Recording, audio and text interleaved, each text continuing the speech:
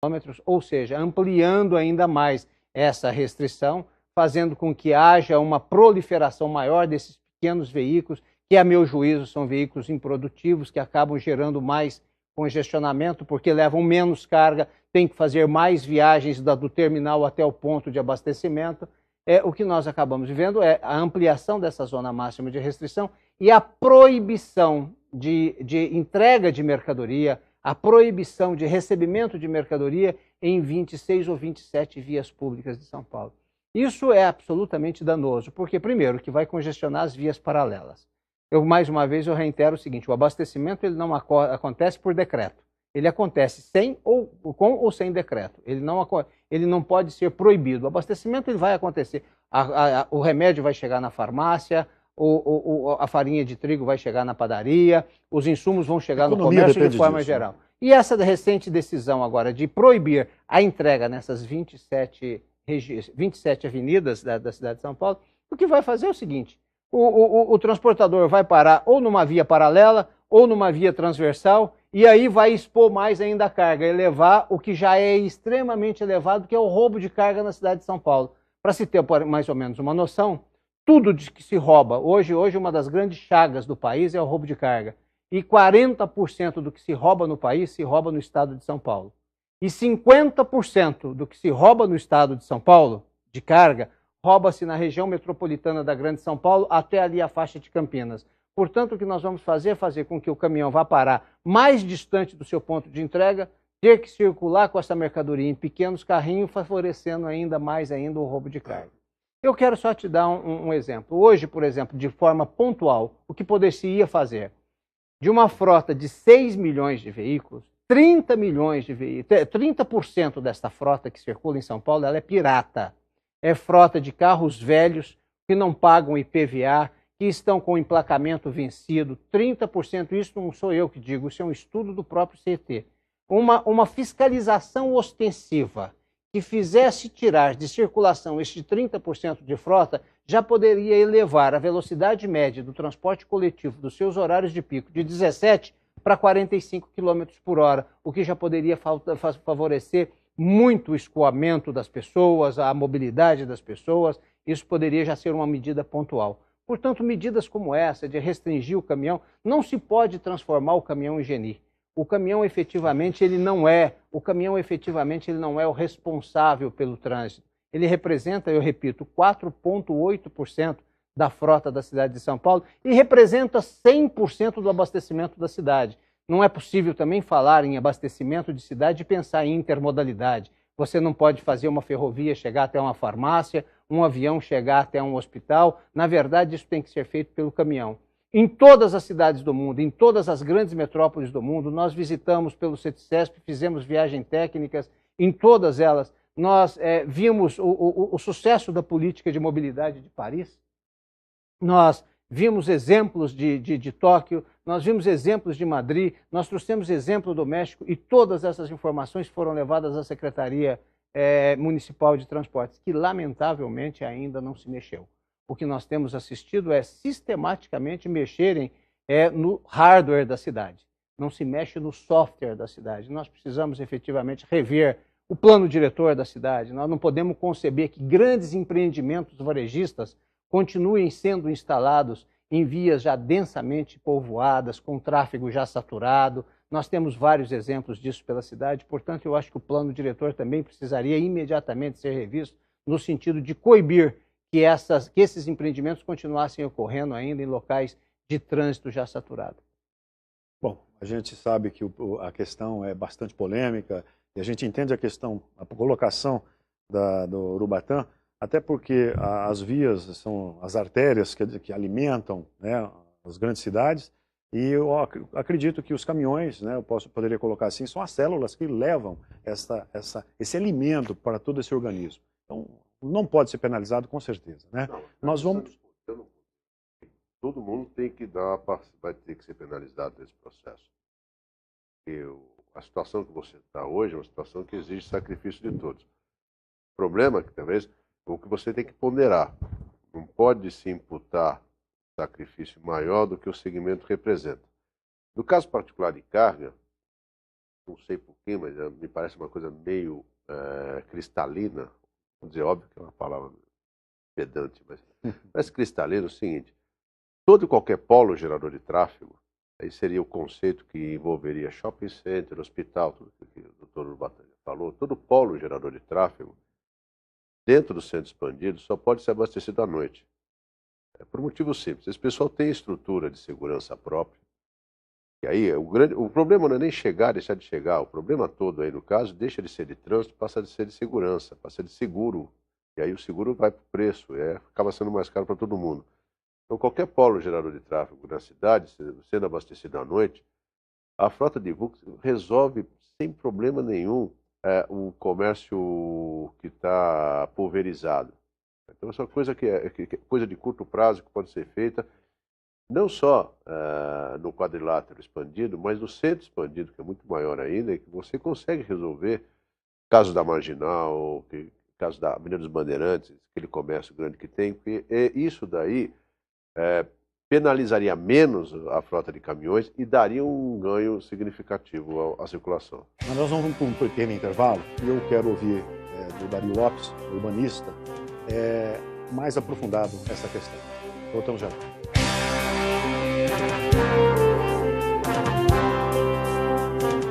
Gosta de moto? Quer trocar sua moto? Olha só a dica que eu tenho para você. Top Bikes. Aqui você acha motos nacionais, importadas, multimarcas, oficina com tecnologia de ponta, peças, acessórios, dinamômetro, tudo para sua moto.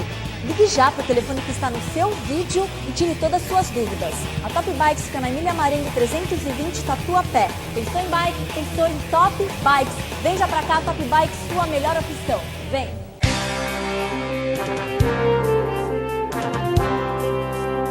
Estamos de volta com o programa Portos, Aeroportos e Modais. E o assunto de hoje são os grandes engarrafamentos nas cidades brasileiras, causando grandes transtornos para o cidadão. E os nossos convidados é o Dario Lopes, ex-secretário de Transportes do Estado de São Paulo, e o Urubatã Elô, que é diretor do CETSESP. Nós estávamos falando no bloco anterior com o Dario Lopes sobre a questão da restrição. Eu gostaria de te ouvir a tua posição em relação a isso e a posição dos transportadores de cargas. Então, retomando a discussão sobre esses mecanismos de restrição que você tem hoje, repito, é claro para mim, é nítido a necessidade de você impor a todo polo gerador de tráfego, hospital, shopping center, grandes magazines, abastecimento noturno. E esse abastecimento é que é feito com grandes caminhões.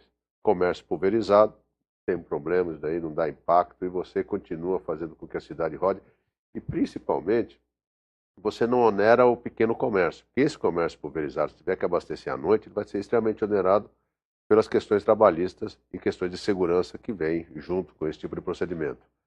Para mais importante isso, uma coisa que o Urubatã colocou, que eu acho que é desnecessária, são as revisões de plano diretor e lei de zoneamento. O plano diretor de São Paulo é muito consistente, a lei de zoneamento também. O que precisa ser revisto é o mecanismo de avaliação das nossas operações urbanas. Nós temos aí um novo shopping na cidade que fica a menos de 1 quilômetro de um shopping já existente, os dois shoppings do lado de um estádio de futebol, o estádio do Palmeiras. Tá? Porque isso daí foi resultado não de uma liberação da lei de uso do solo, não permite, mas foi resultado de uma operação urbana, que é a Operação Urbana Água Branca. A análise foi feita só do empreendimento e não de todos os empreendimentos que haviam e o impacto adicional, né, a margem de contribuição de cada um dos empreendimentos. Então, há que se mudar um pouco a forma como se avaliam as operações urbanas, porque elas são muito boas e importantes para a cidade, mas elas têm que ter esse cuidado de ter uma avaliação em conjunto do que está sendo previsto de construção além do que os parâmetros da lei de uso do solo permite, para evitar o agravamento em função dos polos geradores de tráfego. Então, em termos de restrição, eu penso que para caminhões, enquanto nós não tivermos o rodoanel concluído, tá? E mais do que isso, um conjunto de terminais intermodais na periferia da região metropolitana, nós vamos ter que trabalhar com essas restrições, mas permitindo que os grandes caminhões cheguem aos polos geradores do centro da cidade, mas à noite. e pequenos caminhões fazendo toda a distribuição e o abastecimento do comércio pulverizado. Eu não vejo muita saída nisso. Importante a articulação da sociedade no sentido de manter a continuidade do rodoanel. Tá? E aí eu acho que nós temos já o trecho sul em obras, o trecho oeste em operação, o trecho sul em obras. Há que se pressionar dentro dos limites, né, para que o trecho leste ele seja antecipado na medida do possível. Acho que o atual governo do Estado tem todas as condições para fazer o processo, assim como foi feito no governo anterior, fazer projeto e licenciamento para dar continuidade ao empreendimento. Não precisa estar preocupado com a obra em si, porque isso daí vem na sequência. E discutir o norte, que o norte tem um problema ambiental muito complicado, mas tem que fazer isso e resgatar a questão dos terminais. A questão dos terminais é fundamental para que você dê solução para os grandes caminhões. Porque o Urubatã colocou no bloco anterior essa questão, avião não chega em hospital e o trem não chega na farmácia. Realmente não chega. Quem faz porta a porta é caminhão.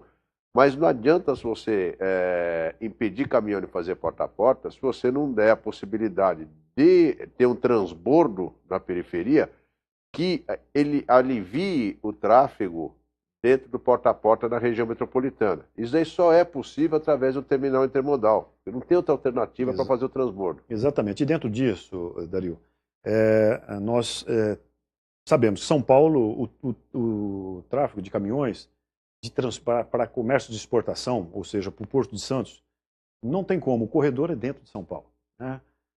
Nós teríamos que ter alguns projetos, né, adequando essa situação, talvez criando novos modais ou intermodal, como nós temos o intermodal de Mairinque. Bom, Dario Lopes, esse projeto, na tua opinião, ele é importante ou outros projetos dessa natureza é importante? Não, eles são fundamentais, não é questão de ser importante, não, eles são fundamentais. Dentro daquilo que eu coloquei no primeiro bloco, que é você ter um elenco de medidas, né, para resolver o problema, não é uma ou outra, é ter medidas e continuidade nessas medidas. Uma delas é a questão dos terminais intermodais.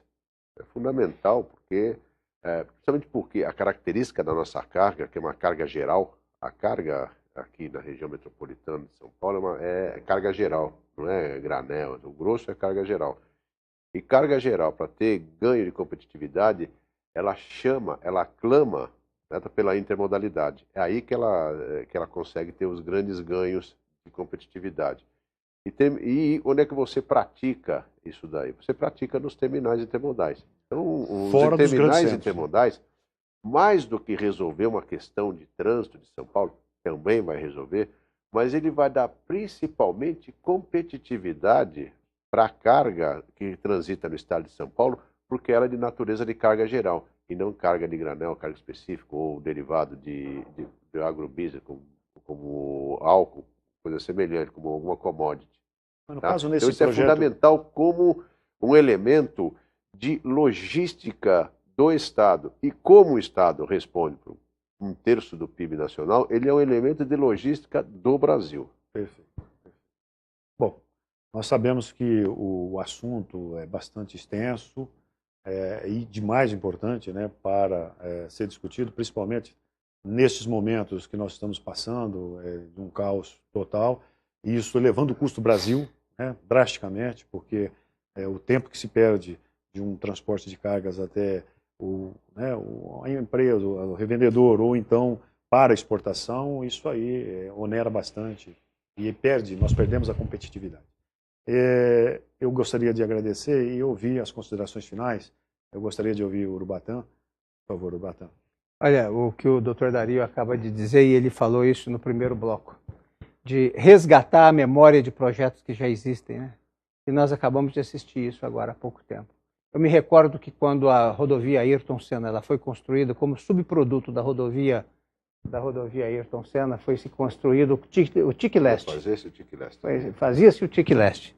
E chegou-se a ter ali um arremedo ali de TIC Leste, de um terminal intermodal de carga, com alguns boxes para transportadoras, com uma via férrea passando ao largo. E essa coisa acabou não acontecendo. Depois, mais tarde, o rodoanel. E o rodoanel ele não pode ser visto apenas como uma pista de rolamento. O rodoanel ele tem que ser visto como uma pista de rolamento e tem que ser visto como uma área, com as suas áreas que margeiam o rodoanel, as suas áreas periféricas destinadas a centro atacadistas, centro de distribuição e a terminais de carga. Na verdade, o transportador não quer que o poder público dê essa área de graça. Quer que apenas se determine qual é a área, que nós fazemos a compra da área, fazemos a terraplanagem que dê acesso ao rodoanel. Na verdade, eu acho que hoje a fase sul do rodoanel, ela, ao ser feita, ela precisa se pensar isso antes que a especulação imobiliária chegue. Porque só de se falar hoje, por exemplo, na fase sul, a elevação dos preços das áreas já começam a crescer, começam a ter uma dimensão muito maior do que realmente elas valem. Isso aconteceu agora, isso aconteceu com a fase... Às vezes pode até isso aconteceu com a fase oeste do rodoanel, a especulação imobiliária acabou tomando conta daquilo e o transportador acabou ficando alijado desse processo. Portanto, eu acho que é fundamental que aquilo que o Dr. Dario disse no início, que se resgate a memória de projetos existentes, que continue isso ocorrendo. Mas, de qualquer forma, eu gostaria muito de agradecer esse espaço para nós podermos falar um pouco da questão do modal rodoviário, da mobilidade urbana e desmistificar um pouco essa situação de que o Brasil é um país rodoviarista. O Brasil não é um país rodoviarista. Se você pegar no ranking das 20 maiores nações do mundo, nós não nos situamos no ranking rodoviário na mesma proporção em que eles se situam. Na verdade, nós não nos situamos bem entre as 20 nações do mundo, não só no ranking rodoviário, como também no ranking ferroviário, no modal aéreo, no aquaviário. Né? Na verdade, eu costumo dizer que é um pato. Né? Nada mal, anda mal e voa mal. Precisa ser revisto esse processo todo. Muito obrigado. Obrigado. Dario, por favor, suas considerações. Primeiro, agradecer a oportunidade de estar aqui, na companhia do Urubatã, para trocar ideias mais uma vez. Só realçar um fato muito importante, a sabedoria popular. Nós que passamos ali, eu particularmente passei a vida muito mais na parte técnica dessa área, reconheço a sabedoria popular, a própria reportagem mostrou. A solução é essa, melhorar o nosso transporte coletivo e fazer a infraestrutura específica, né? A questão do rodoanel que tira o caminhão de dentro da cidade, ou seja, não é proibir o caminhão, é dar alternativa para o caminhão. A sabedoria popular é essa. Eu acho que é essa sabedoria popular que tem que ser canalizada para dar a continuidade nos projetos e para que consigamos completar o rodoanel, consigamos dar melhores corredores de ônibus para que o transporte coletivo melhore mais, concluir o metrô, porque não tem muita solução mágica.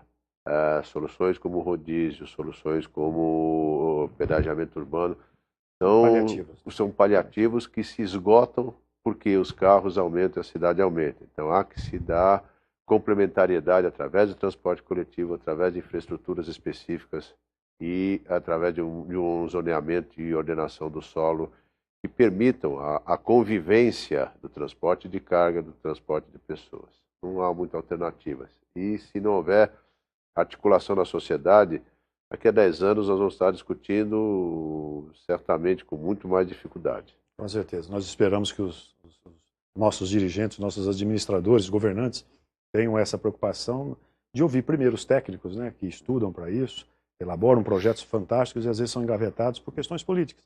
E também a sabedoria popular. Programa Portos e Aeroportos Modais é isso. Nós voltamos já para falar sobre o intermodal de Mairim.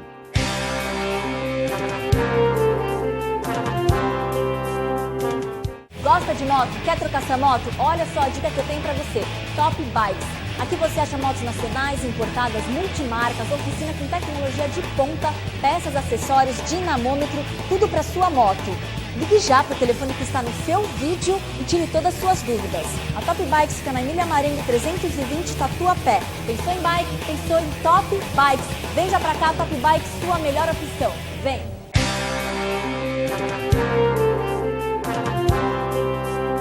Estamos de volta com o programa Portos e Aeroportos Modais. E o assunto de hoje são os grandes engarrafamentos nas grandes cidades brasileiras. Tivemos como debatedores o Dario Lopes, ex-secretário de Transportes do Estado de São Paulo, o Urubatã Elou, diretor do CETCESP. E temos aqui agora a presença de Marcílio Duarte, empresário em Mairim, que é autor do projeto do Intermodal, na qual nós falamos no bloco anterior. Bom dia. Marcílio, bom dia, seja bem-vindo. Eu quero agradecer a oportunidade e pediria até a você, num próximo programa, que a gente pudesse explicar todo o projeto. Porque o que a gente está querendo discutir rapidamente, não uma solução, mas uma contribuição para evitar esse gargalo que existe em São Paulo e que é causado porque nós temos esse espaço aqui, esses terminais, essas entradas de São Paulo, dessas estradas, dessas rodovias, despejando todo esse tráfego nas marginais, na Bandeirante e descendo a serra.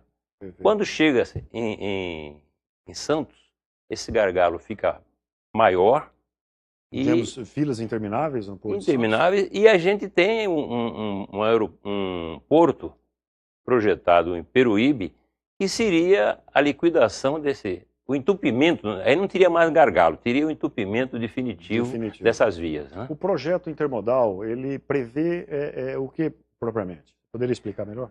Nós temos uma malha ferroviária hoje sucateada, mas ainda com possibilidade de reativação.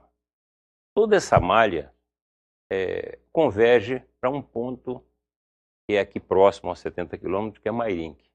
Mairinque é uma cidade de 210 quilômetros quadrados, tem uma ocupação de 150, 60 quilômetros, então tem disponíveis mais de 160 quilômetros. É cortada por duas rodovias importantes, que é a Raposa ao Castelo, que se une a todas as outras rodovias, até do Brasil, e tem um trecho ferroviário que sai de dentro de Mairinque até dentro do Porto de Santos. E é isso que nós vamos ver agora, Marcílio, numa matéria que nós fizemos em Mairinque. Vamos lá.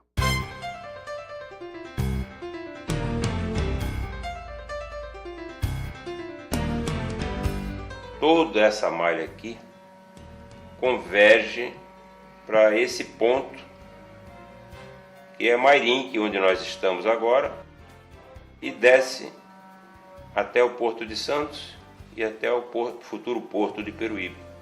Aqui, ó.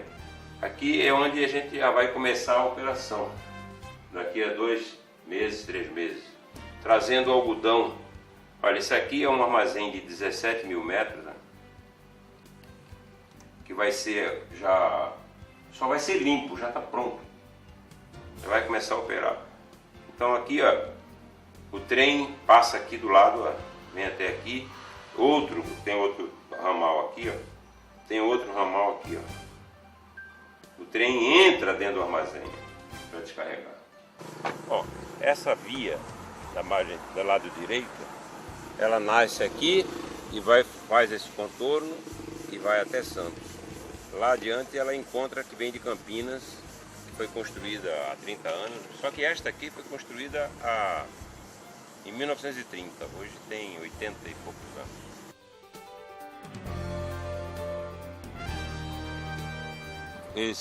Essa área chama-se Guaianã. Essas áreas aqui, poucas são as que são particulares. O resto é da Prefeitura e da União. Lá no fundo, você vê as cúpulas da estação. Esse aqui foi o primeiro vão de concreto armado do Brasil. Aqui você vê que são oficinas, são galpões que podiam hoje estar recebendo mercadorias e jogando no trem para descer para Santos. Está tudo perdido. Isso aí faz parte das áreas não produtivas, não operacionais da LL, antiga Brasil Ferrovias, antiga Sorocabana.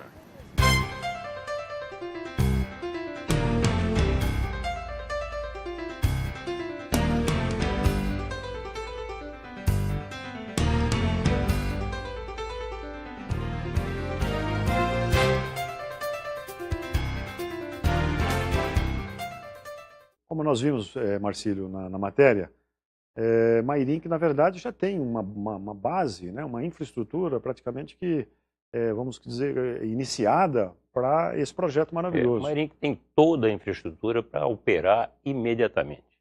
Como eu falei, se a gente voltar aqui para a questão de São Paulo, os números são alarmantes. São Paulo tem um movimento de veículos de 200